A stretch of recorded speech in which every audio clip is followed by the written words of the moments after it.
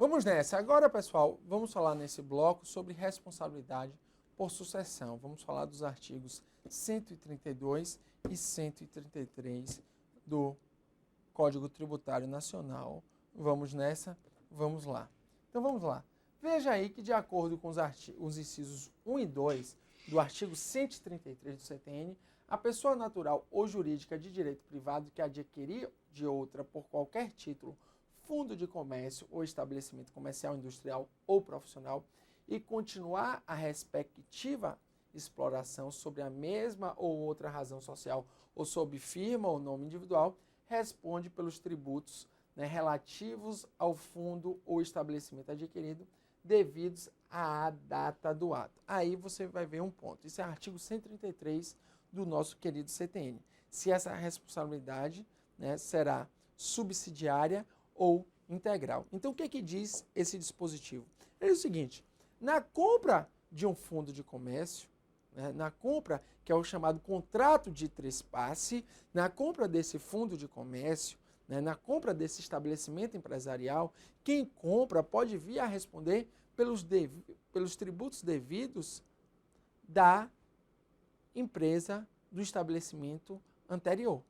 Ou seja, quando você vai comprar, adquirir um estabelecimento, tem que saber se esse estabelecimento ele está com certidão negativa de débitos tributários, ou seja, se ele está em dia com o fisco municipal, estadual e federal. Porque se ele não estiver em dia, quem adquire o estabelecimento pode vir a ser responsabilizado por sucessão. Então veja aí se a responsabilidade é integral ou subsidiária. Ela é integral se o alienante cessar a exploração do comércio, indústria ou atividade. Ou seja, se aquele que vendeu não está mais no comércio, a responsabilidade de quem compra é integral. Agora, se ele continuar no comércio, a responsabilidade é subsidiária. Aí veja que tem o período, de 6 meses. Subsidiariamente com o alienante, se esse prosseguir na exploração ou iniciar dentro de 6 meses, a contar da data da alienação, nova atividade no mesmo ou em outro ramo do comércio, indústria ou profissão. Então, o que é a responsabilidade por sucessão subsidiária? Aquele que adquiriu, aquele que comprou, só vai ser responsabilizado após o fisco tentar cobrar de quem vendeu. Então, se tenta primeiro, nesse caso, do artigo 133, inciso 2, cobrar de quem vendeu, e se caso não consiga, por exemplo, se ele não tiver bens, aí o comprador vai responder subsidiariamente. Então, na responsabilidade integral, vai direto no comprador. Na subsidiária, vai primeiro no vendedor, caso não consiga, vai no comprador do estabelecimento empresarial. Então, veja que nesse último caso há o denominado benefício de ordem, devendo-se cobrar a dívida tributária do alienante, do vendedor, e na hipótese de a inadimplência desse, ou seja, na hipótese que esse não consiga pagar, cobra-se do adquirente, o comprador do estabelecimento. Veja que a responsabilidade aí pelos tributos relativos ao fundo ou estabelecimento adquirido, devido à data do ato, trespasse, independentemente do lançamento do tributo, bastando o nascimento da obrigação tributária. Isto é, ocorreu o fato gerador, aquele que adquiriu já pode ser responsabilizado, ou integral ou subsidiariamente. Não é necessário que haja a constituição definitiva do crédito tributário, ou seja, não é necessário o lançamento tributário. Então, eu gosto sempre de colocar essa nomenclatura trespasse porque ela aparece em prova. Significa o ato voluntário ou coercivo, em regra oneroso, que opera a transferência da propriedade do estabelecimento empresarial, sendo a sua forma mais comum a compra e venda voluntária, ou seja, uma compra e venda de um estabelecimento empresarial se denomina de trespasse. Veja aí, concurso do CESP. A transferência de responsabilidade tributária pode ocorrer por sucessão à pessoa natural, mas não à pessoa jurídica de direito privado, que adquirir de outra por qualquer título, fundo de comércio e continuar a respectiva exploração. Falso, né?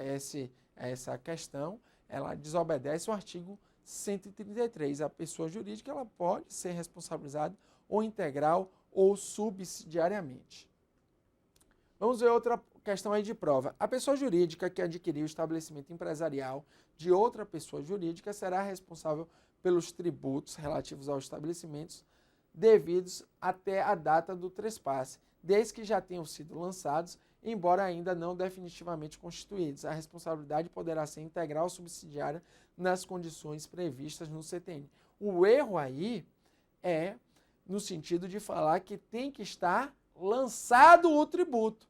Não é necessário o lançamento. Quando ele fala aí, desde que já tenham sido lançados, traz o erro da questão. Basta a ocorrência do fato gerador do tributo. Então veja, apesar da literalidade do artigo 133, o entendimento atual do STJ é que o sucessor empresarial também responde pela multa. Apesar do artigo falar responder pelos tributos, o STJ entende que responde pelo crédito tributário. Esse é um entendimento já pacífico do STJ e responde tanto por tributo como por multa no que tange à interpretação do artigo 133.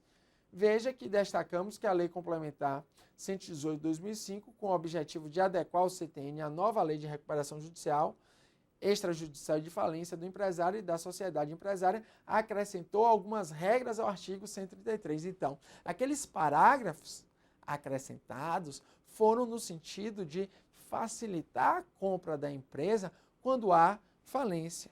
Isto é, esses dispositivos foram acrescentados no sentido de excluir a responsabilidade tributária, salvo má-fé de quem compra.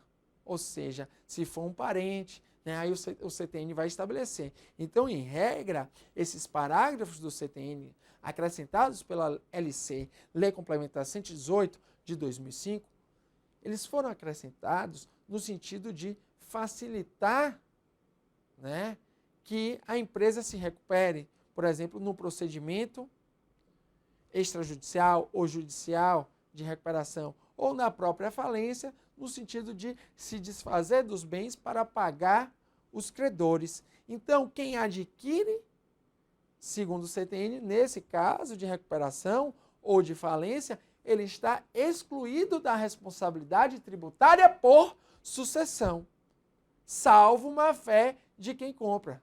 Ou seja, se for um conluio, uma fraude ou uma simulação. E aí o CTN vai dizer, né, primeiro, né, visando satisfazer os credores do falido e também a recuperação judicial da empresa, como eu falei, estabeleceu que não se aplica, né, na hipótese de alienação judicial em processo de falência ou de filial unidade produtiva isolada em processo de recuperação judicial, ou seja, não se aplica o artigo 133, isto é, exclui-se a responsabilidade tributária por sucessão.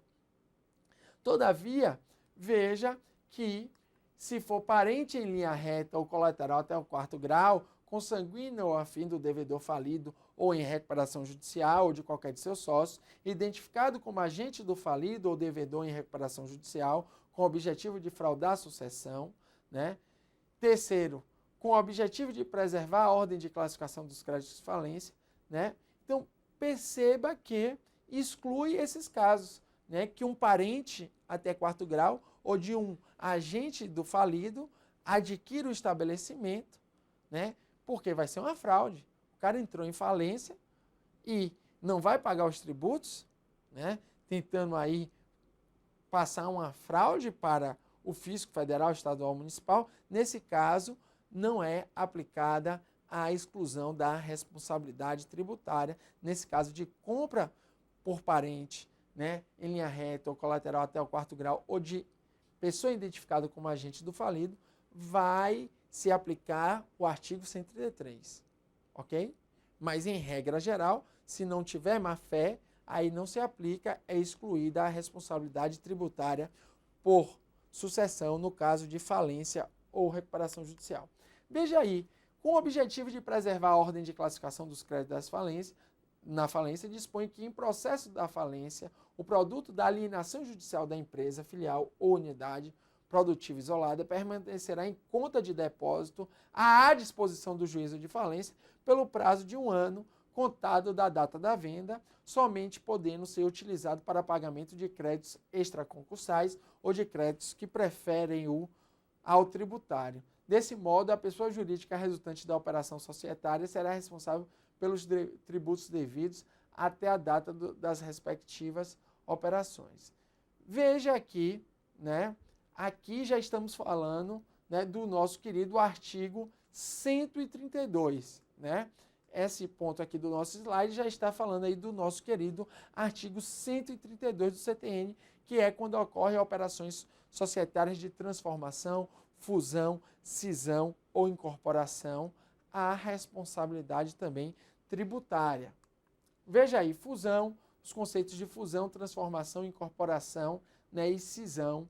O que acontece nesse caso do artigo 132, vai ocorrer a responsabilidade da empresa fundida, transformada, cindida ou incorporada, ela vai responder, né? No caso de transformação, é a simples alteração do nome, é a simples alteração, né, do tipo societário da empresa. Era uma sociedade limitada, foi, por exemplo, sendo transformada em sociedade anônima. Era uma sociedade anônima, por exemplo, se transformou em uma sociedade por cota, né, de participação. Então veja que a simples alteração do tipo societário, né, era uma sociedade em comandita simples, virou uma sociedade, né, por responsabilidade limitada, uma sociedade limitada. Então veja que a simples alteração, né, de sociedade anônima por qualquer outro tipo societário é a transformação. A fusão é quando há a junção das empresas. A cisão, que pode ser total ou parcial, é quando ela é partida ao meio, ou seja, ela é dividida em 2 ou mais empresas. Na cisão parcial, aquela empresa cindida continua, né, existindo, e na total, ela, por exemplo, surgem novas empresas. E na incorporação é quando uma empresa é incorporada a outra, né, aumentando o seu capital social. Veja que nesses casos aí aplica-se o artigo 132. Apesar do artigo 132 do CTN não falar em cisão, a jurisprudência é no sentido que o artigo 132 também se aplica à cisão empresarial. Veja que na hipótese de extinção da pessoa jurídica de direito privado, existe também a responsabilidade aí do sócio remanescente ou do seu espólio. Isso está previsto no artigo 132, parágrafo único. Beleza? Então veja o que eu quero dizer para vocês.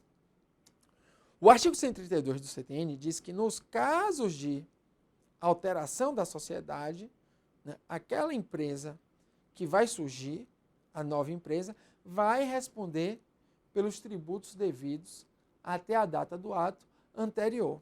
Veja que aqui no artigo 132 não há que se falar integral ou subsidiária, ela vai responder sim. Então, quais são os casos previstos no CTN? Transformação, que é a mudança do tipo societário. Fusão, quando é a união de 2 ou mais empresas, ok?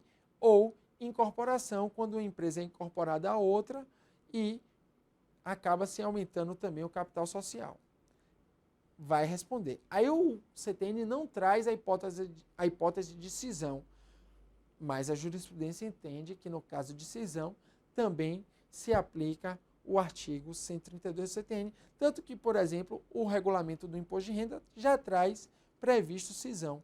Então, cisão também se aplica o artigo 132, vai, em caso de cisão, as empresas que vão surgir podem vir a responder por sucessão na seara tributária. Um abraço.